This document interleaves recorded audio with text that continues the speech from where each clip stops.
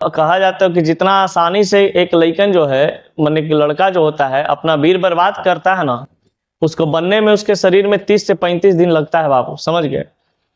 और वैसे भी कहा गया कि जो हम लोग खाते पीते हैं वो मेरुदंड में कब तक आता है, 40 दिन में पहुंचता है, समझ गए ना। एक साइक्लिक प्रोसेस, एक सिस्टम से चलता है, समझ गए ना।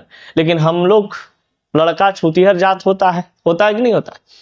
क्या है ना कि अगर आप अपने वीर को नाश करते हैं तो ऐसी नहीं कहा जाता है कि शरीर में आप अपने ऊर्जा को नाश कर रहे हैं, क्योंकि ये ऊर्जा जो है सच में कहा जाता है कि क्या चीज आपके शरीर में प्रतिजैविक क्षमता को बढ़ाता है, समझ गए। इसके पीछे रीजन है, हमारे शरीर में जो भी चीज बनते हैं, जैसे रक्त बनता है, मांस बनता है, कोई भी चीज ऐसे बनते हैं तो एक साइक्लिक प्रोसेस में बनता है, समझ गए ना। और वीर बनने की जो प्रक्रिया, पुरुष में जो वीर होते हैं ना, वो महिला में वही चीज है जो एक रज होता है।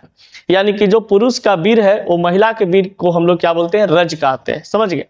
देखिए कैसे बनता है, किस प्रोसेस। जब हम लोग भोजन करते हैं, महिला या पुरुष किसी को बात किया जा रहा है, जब हम लोग भोजन करते हैं तो भोजन हमारे अमाशय में जाता है। अमाशय में जाने के बाद क्या होते हैं कि वो रस में बदलता है। भोजन क्या चीज में बदलता है, रस में। रस में जब ये भोजन बदलते हैं तो रस से 5-5 दिन का सभी अंतराल होते हैं। रस से आपका रक्त बनेगा, रक्त से मांस बनेंगे, मांस से मेद बनेगा, मेद से हड्डी बनते हैं, हड्डी से मज्जा बनता है और मज्जा से वीर बनते हैं। और ये प्रक्रिया जो है 5-5 दिन का अंतराल पर होते जाता है।